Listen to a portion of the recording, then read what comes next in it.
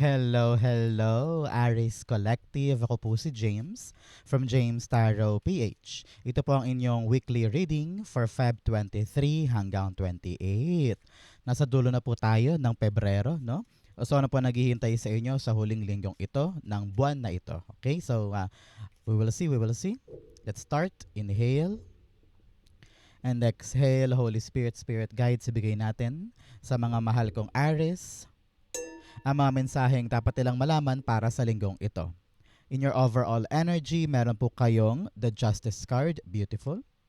In the area of what you need to focus on, meron po kayong the Seven of Wands. In the area of what you need, meron po kayong the Eight of Wands, beautiful. In the area of what's affecting your current energy, meron po kayong the Wheel of Fortune, beautiful, beautiful, beautiful. In the area of your near future, meron po kayong the Two of Swords. In your challenge, meron po kayong the Ten of Pentacles. Beautiful. In your fortune, meron po kayong the Page of Wands. In your divine messages, meron po kayong the Devil card. At ang outcome nyo po for the week, ito po yun. Mamaya sabay-sabay natin siyang bubuksan sa dulo ng ating reading. But first, thank you po muna mga Aries sa lahat po ng mga hindi nag-i-skip ng ads. Salamat po sa inyong walang sawang pagsuporta sa akin every time po na meron tayong libreng reading para po sa inyo. Salamat din po sa bawat like and comment. Malaking tulong po yan. Kaya keep on liking, keep on commenting. Malaking suporta po para sa akin yan. Thank you po.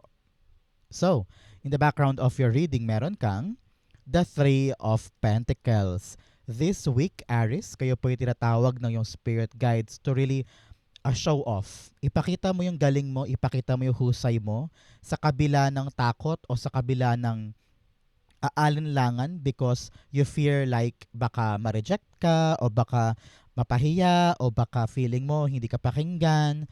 Parang sabi dito, ito yung linggo ng panahon na para magbida-bida ka, panahon na para ipakita mo yung husay mo, i-present mo yung idea mo, mag-suggest ka, makipag-cooperate ka sa ibang tao, pero ikaw mismo mataas yung kumpiyansa mo na ipaglaban yung idea mo o ipaglaban yung plano mo.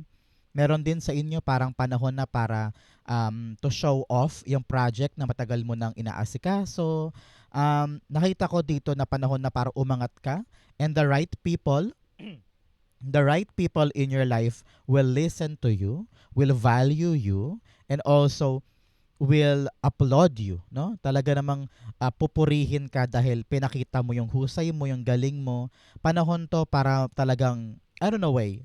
Parang yung term was panahon na para magpakitang gilas ka at ipakita mo sa kanila kung ano yung mga tinatrabaho mo at talagang matagal mo nang pinaghandaan, parang ganon.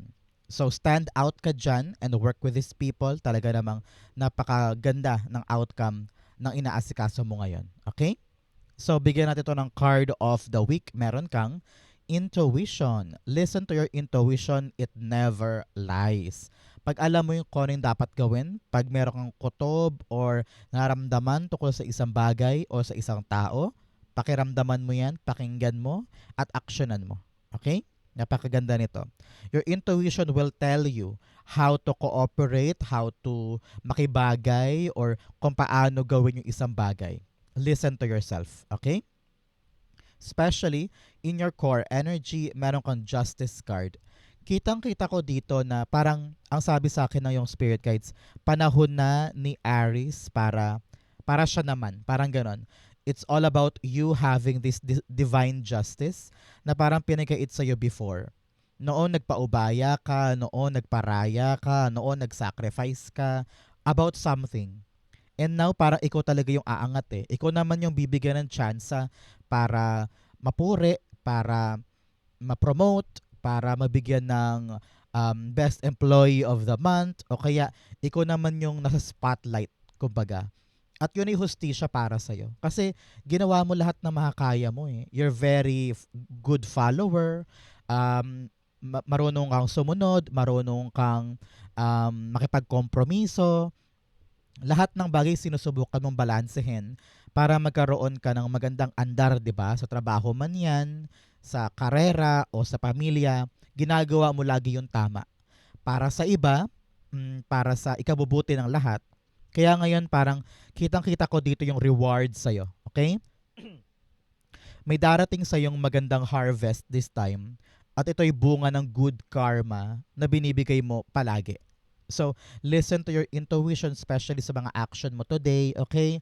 Ramdam ko dito yung responsibilidad na kaakibat nung magandang pagkakataon. Kaya importante dito, Aries, ngayong linggong ito, mag-research, okay?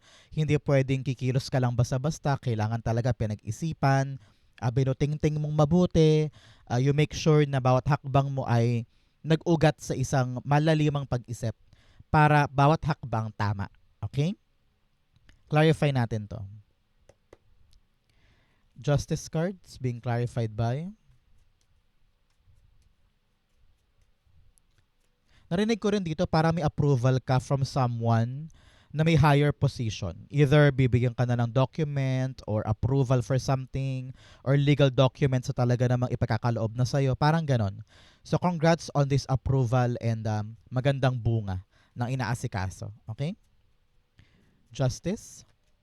The Page of Pentacles. Yes, talaga namang meron kang yayakapin na isang valuable na bagay o pagkakataon at panahon to para magpakitang gilas ka talaga.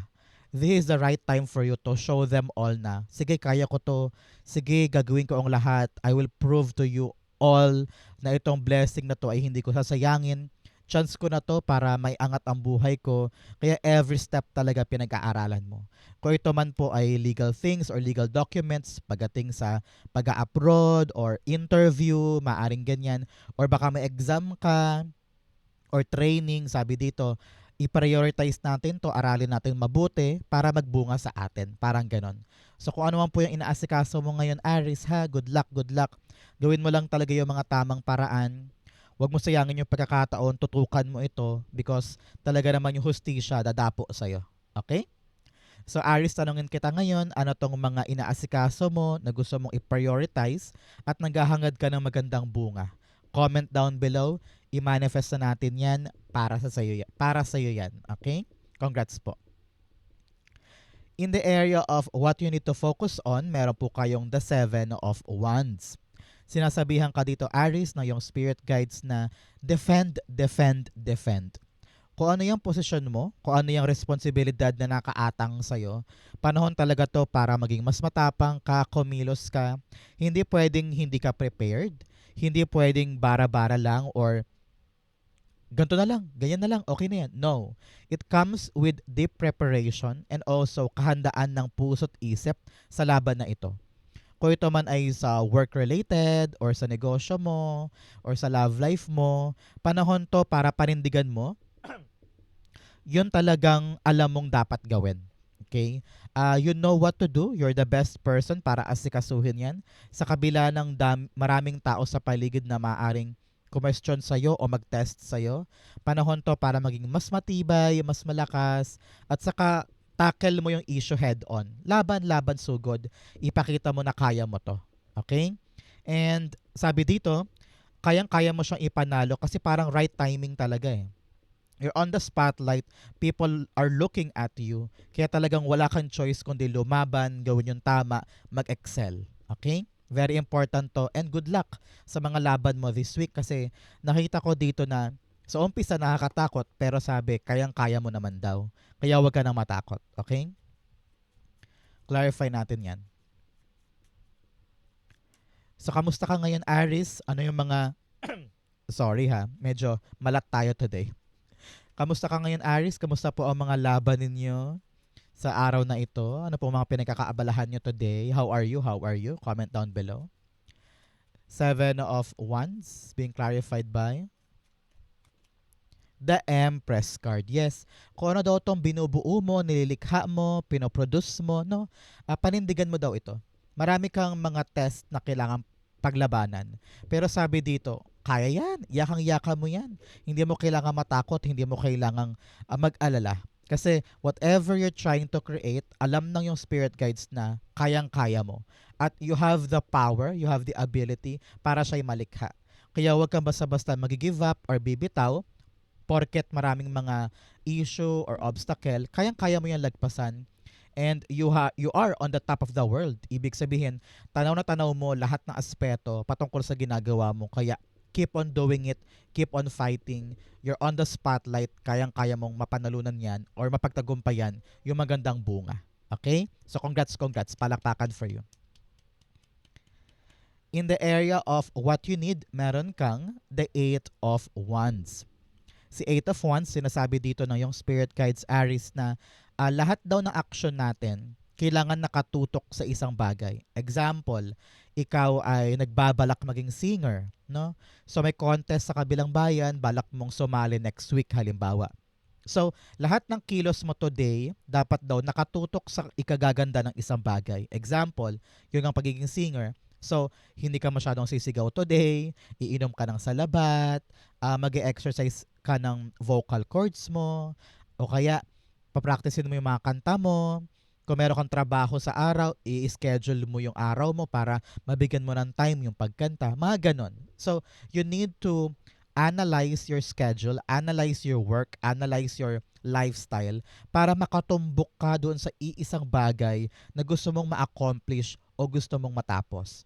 Yeah, we need to align our mind, our body, our self para sa mga bagay na gusto mo magbunga. Okay? So ito yung linggo ng pagtutok, linggo ng talaga namang effort na effort ka para yung isang bagay talagang maitawid, matapos, magawa. Okay? Ganon din halimbawa kung meron kang example ay interview next week for call center, example lang. So, lahat ng gagawin mo today dapat nakatutok ka doon to make sure na next week yung call center interview magkaroon ng magandang bunga. Parang ganyan. Okay? Seven of Swords. Naku, ang daming cards tumitilapon for you. Ang dami nilang gustong sabihin for you, Aries. The Eight of Wands being clarified by the Nine of Pentacles. Yes, para daw magbunga ng maganda yung inaasikaso. Pinapayuhan ka rin, Aries, to enjoy what you're doing. Kung talagang mahal mo yan at importante sa'yo at alam mo na promising yan na magdudulot sa'yo ng magandang kinabukasan or magandang outcome, go, ilaban mo. Importante na nakafocus ka sa maaari mong sapitin, sa maaari mong makubra, kasi kung walang malinaw na direksyon or walang malinaw na outcome yung ginagawa mo, baka matagalan ka eh. Kaya importante yung kaliwanagan at saka kung para saan ba itong pinaghihirapan para alam mo kung ano yung dapat ma-appreciate na darating na bunga. Okay? Very important ito. You're on the path daw of financial freedom, financial independence, especially sa gagawin mo na ito, kaya ilaban mo. Okay? Meron sa inyo baka bumiyahe or mag-aasikaso ka ng documents, merong mabilis na darating sa iyo, mabilis na outcome o mabilis na resulta na kailangan mo aksyonan at i-enjoy. Kasi yan talaga yung magpapayaman o magpapa-enrich ng buhay mo. Okay? So, good luck and congrats, kayang-kaya mo yan. In the area of what's affecting your current energy, meron kang the Wheel of Fortune. Yes, talaga namang umiikot ang kapalaran para sa'yo this week. Napakaswerte mo. Kung merong mga bagay before na ang tagal-tagal umandar, napakabagal, napakabigat, ang daming kailangang asikasuhin, but because you put your whole heart in this, at talaga namang inasikaso mo, prioritize mo, boom! Umikot yung journey, umikot yung kapalaran in your favor. Yung outcome, papabor sa'yo, bibilis yung resulta, hindi na mabigat, hindi na matagal, talagang umaayon yung kapalaran sa'yo. Kaya kung ano man yung inaasikaso mo ngayon, Aries, ang susi daw talaga ay prioritize. Aralin mong mabuti, asikasuhin mo every single day. Pag kailangan talagang nandun ka, nandun ka. Pag kailangan ibigay ito, ibigay mo. Pag kailangan asikasuhin yan, asikasuhin mo. Kasi dyan daw nakasalala yung ikot ng magandang kapalaran sa'yo. Okay? So, sabi dito, huwag magsayang ng oras, huwag magsayang ng pagkakataon. Kapag dumating yung chance, grab it, pag-aralan so that it will be fruitful para sa'yo. Okay? Clarify natin. The Wheel of Fortune is being clarified by the Two of Swords. Meron kang two here. Talaga namang aligned na aligned ka, Aries, sa iyong higher self. Kung ano daw yung pinapagawa sa'yo dito sa lupa, mula sa langit, talaga namang ginagawa mo at nakahilera talaga para sa'yo. Kaya ano ang dapat gawin ni Aries? Sundin ang kanyang kapalaran. Ramdam yan ng iyong intuition. You're very intuitive ngayon. Siguro marami kang mga magagandang panaginip, meron kang mga kutob na parang gusto mong gawin, meron kang mga nararamdaman na parang taliwas sa nakikita mo. So pakinggan mo yun. That is your higher self calling you and pushing you to do the right thing. Okay? So Two of Swords, clarifying our Wheel of Fortune. Sabi dito, yung ikot ng kapalaran mo nakabase sa iyong mga desisyon. Kung takot kang mag-decide, kung talagang ilang na ilang kang mag-stand out, paano mo daw makukuha yung magandang bunga ng kapalaran? It's all about you making a decisive effort, maging palaban, wag matakot, ilaban yung dapat ilaban, kasi yun daw talaga ang ingredient mo para magtagumpay this time. Okay? Wala daw mararating kung takot mag-decide, kung takot lumaban, o kung takot mag-risk. Hanggat nakakulong ka sa limitado mong mundo, yan daw ang pumipigil sa'yo para umikot ang kapalaran. So, shine, go out there, explore, and be brave to face the people around you para makuha mo talaga yung para sa'yo. Okay? Especially in your near future, meron kang the Two of Swords. Sabi dito, in the near future, wala nang piring yung mata mo. Parang kitang-kita mo na kung ano talaga yung para sa'yo at saka sa hindi. Kaya napakadali na para sa'yo in the near future na mag-decide on your best interest. Ngayon may kalituhan pa eh. At tinatawag ka pa ng spirit guides mo to really be all out, face the issue, face the struggle, para umikot ng maganda sa iyong kapalaran. Here, in the near future, kitang-kita ko dito yung assurance na parang okay ka na, tanggap mo na kung ano yung meron ka, tanggap mo na yung journey mo forward, at malinaw na sa'yo kung ano talaga yung para sa'yo. Hindi katulad dati na parang iba-iba pa or nalilito ka pa. Dito talaga sigurado na eh. Ramdam ko na bukas na yung puso mo, ready ka na to face what's yours and what to come, at handang-handa ka ng tahaking yung randa sa talaga namang very bright para sa'yo. Okay? So panahon talaga to, Aries, na buksan ang sarili para sa iba, para makita mo kung sino yung mga karapat-dapat na taong makakatulong sa'yo. Okay? Clarify natin si Two of Swords. The Five of Wands. Yes, ngayon kitang-kita ko dito na hindi ka natakot lumaban. Hindi ka natakot ipaglaban yung alam mong para sa'yo. Sa kabila ng maraming kalaban, kakompetensya, obstacle, or test, kita-kita ko dito na hindi ka na panghihinaan ng loob. Sabi mo, hindi, lalaban ako. Hindi na ako magpapakahalo-kip-kip lang dito at makokontento sa comfort zone. If I want to win, I will fight. If I want to reach something, I need to make a choice. Parang ganon. So talagang napakapalaban mo na at meron ka ng desisyon na talagang ilalaban mo hanggang sa maipanalo.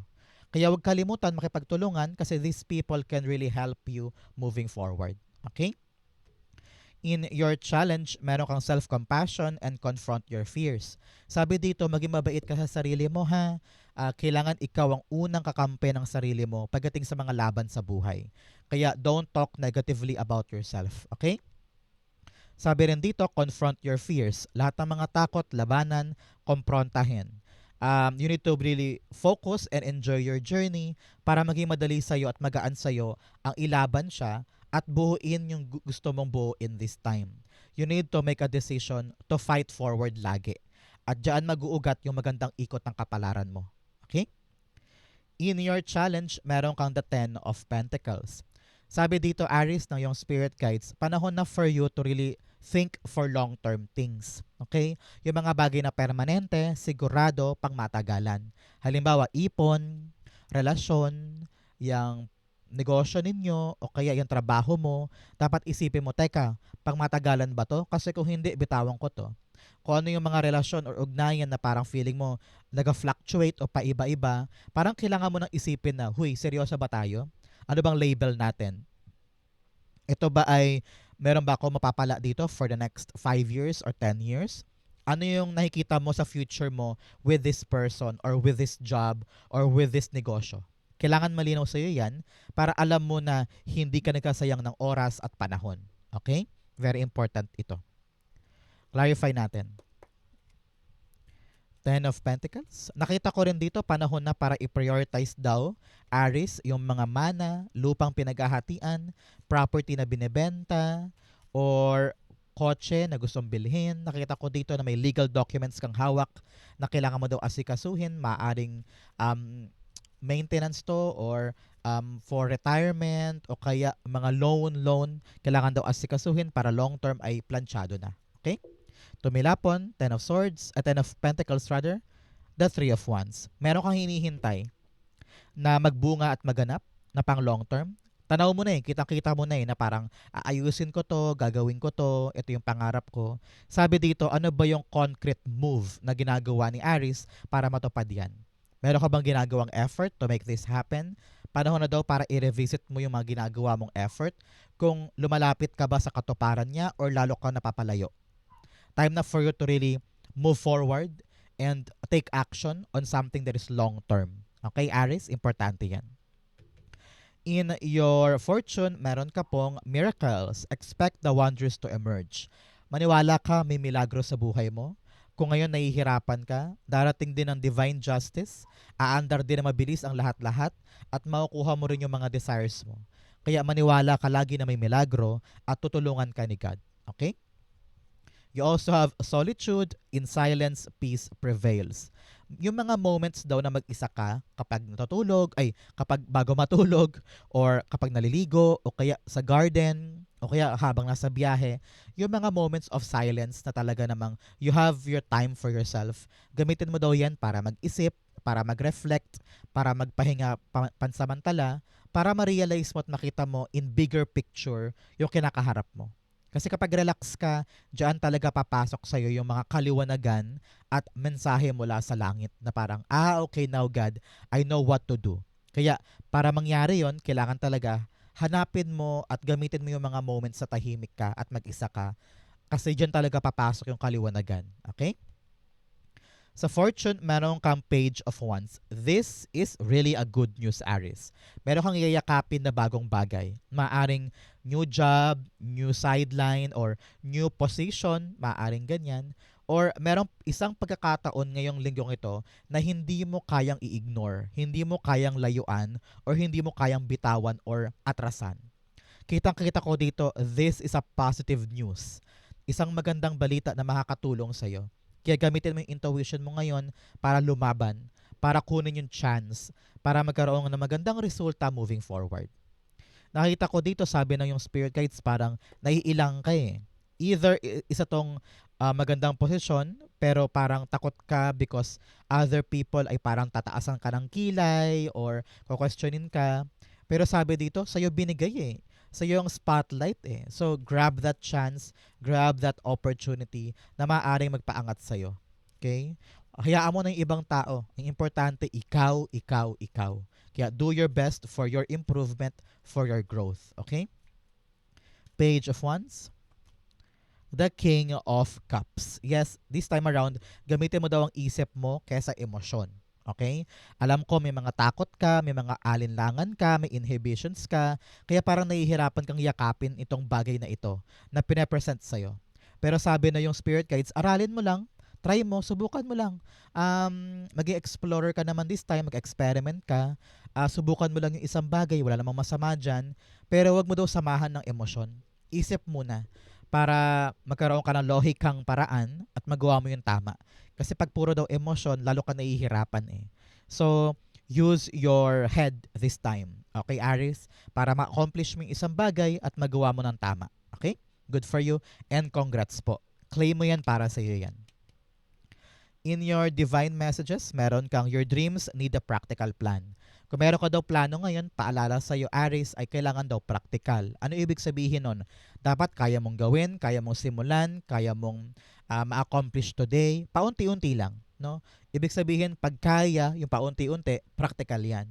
Pero kung napakatayog at napakahirap gawin, baka naman medyo hindi siya dikit sa yung reality. Kaya importante inaalam mo kung yung bawat plano at kilos mo ay practical. Okay?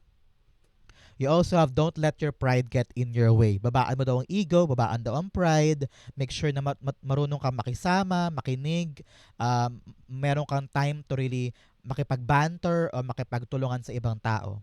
You need to work with a group, not on yourself alone, okay? So, ibaba ang pride every day, okay? In your divine messages, meron po kayo the devil card. Talagang sabi ko nga sa inyo kanina, panahon na para lumaya ka dun sa mga bagay na kinakatakot mo. If you need to make a choice, if you need to defend your decision para sa isang binubuo, go push. Ang humaharang daw sa iyo ngayon, Aries, ay mga takot mo, mga alinlangan mo. May pinapresent sa iyo sa universe na bagong bagay na maaari mong yakapin, na maaaring magkaroon ng magandang bunga in the near future. Pero dahil takot kang kumawala sa isang nakasanayan or comfort zone, baka mahirapan kang yakapin ito. So, utak ang gamitin para makita mo yung potential niya na maaaring magpabago sa life mo forward. Okay? Clarify natin si the devil card. Sabi dito, tinatanong ka Aries, ano daw ba yung mga kumakadena sa'yo na kailangan mo ng palayain ang sarili? Kinakadena ka ba ng partner mo o ng sistema o ng mga takot o ng mga maling paniniwala? Palayain mo ang sarili mo dyan. Okay? Devil card. The Six of Cups. Yes, palayain mo na ang sarili mo sa bigat ng past. Meron kang mga past issues, maaring sa lover, sa kaibigan, sa magulang, sa trabaho, kung ano man yun, na medyo mabigat na. At yun daw ang nagpapaantala sa'yo para makapag-move forward ka. So sabi dito, forgive na the past, let it go, hayaan mo na, let karma do its way sa mga past na bagay na yan, at harapin mo na yung mga bagong bagay. Kapag naharap mo na daw yung bago, diyan ka talaga tunay na mag-grow. Okay? Importante yan for you. Ang outcome mo to, but first bigyan mo na kita ng fortune cards. You have desk, pay attention to your work. Panahon daw to para talagang i-prioritize ang ginagawa para magkaroon ng magandang consequences at outcome. Okay? Your work ay parang mirror. Salamin yan ng magandang bunga. Kaya kung tamad-tamad ka today, naku, tamad din ang outcome. Kaya kailangan ipakita mo yung husay mo para maganda ang bunga. Okay? You also have boot. Increase your effort if you want to achieve your goal. Yes, sabi nga dito, palakasin mo, tibayan mo, laksan mo ang loob mo, doblehan mo yung effort mo kung talagang gusto mo daw na magtagumpay this time. You have fire, strong emotion, passionate love or hate. Yes, gamitin mo talaga yung passion mo para maipanalo yung isang bagay at magkaroon ng magandang pagbabago. You also have chain of events that will affect your life. Talaga meron daw sunod-sunod na mga magandang gagawin na magkakaroon ng magandang effect sa buhay mo. Kaya kilos, laban, makipagtulungan. Tayo mo talaga to for you to stand out and to reach what's yours. Okay? Ang outcome ni Aries for Feb 23 to 28, Queen of Pentacles. Yes, talaga namang kung ano yung inaalagaan mo, tutubo yan. Kaya importante dito, Aries, ang talagang deep focus, attention to detail, talagang naka-hands-on ka sa ginagawa mo para magbunga sa'yo to ng napakarami. Nakikita ko dito, magugulat ka na parang, yes, talaga namang yung nilaban ko. Eto, nakuha ko na yung magandang resulta at tinatamasa ko na siya. Kung ito man itungkol sa negosyo mo, trabaho, kaperahan, talaga namang lalago. Successful ito for you. Kaya anong lesson? Tutukan mo. Gawin mo yung makakaya mo para talaga namang mapulido yung bawat gawa, mapulido bawat aksyon, and it will be fruitful para sa'yo. Kung ngayon nagtatanong ka, may pera ba ako? May aasahan ba akong pera para dito? May panggastos ba ako doon? Hindi ka papabayaan ni God. Meron darating na resources for you at meron kang mapanghuhugutan o mapagkukuhaan ng kinakailangan mo. Okay? Hindi ka mawawalan. Kaya importante talaga na ready ka to nurture what you have para ito'y dumoble o trumiple pa para sa'yo. Okay? Congrats po para sa inyo. Clarify natin. You have the Eight of Cups. Yes, you are now walking away from something na alam mong hindi nagpapabunga sa'yo. Binibitawan mo na yung mga bagay na, ay, wala akong growth dyan.